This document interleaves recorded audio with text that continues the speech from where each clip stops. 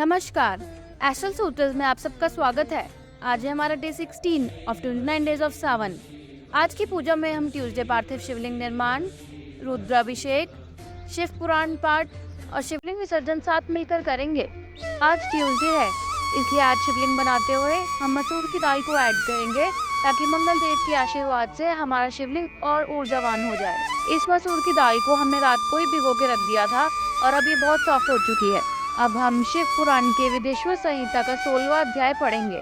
इस पाठ में ऋषि मुनि सूत जी से पार्थिव प्रतिमा की पूजा की विधि पूछते हैं, जिसके उत्तर में सूत जी कहते हैं कि पार्थिव प्रतिमा का पूजन सदा समस्त मनोकामनाओं को देने वाला होता है तथा दुख का तत्काल निवारण करने वाला होता है।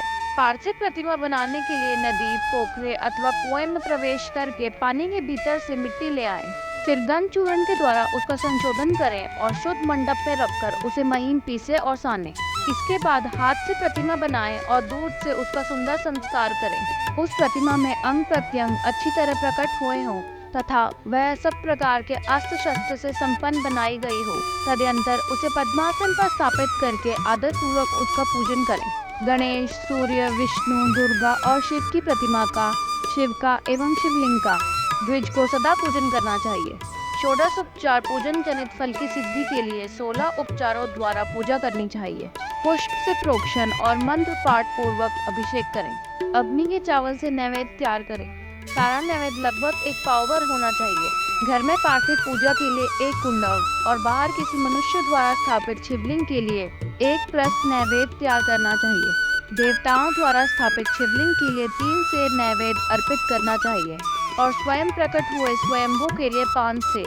ऐसा करने पर पूर्ण फल की प्राप्ति होती है।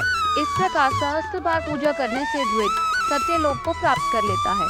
देवता का अभिषेक करने से आत्मा की शुद्धि होती है। गंध से पुण्य की प्राप्ति होती है। नैवेद्य लगाने से आयु बढ़ती है और तृप्ति मिलती है। धूप निवेद्य लगाने से धन की प्राप्ति होती है। दीप दिखाने से ज्ञान का उदय होता है और तांबूल समर्पित करने से भोग की उपलब्धि होती है। इसलिए स्नान आदि 6 उपचारों को यत्न पूर्वक अर्पित करें।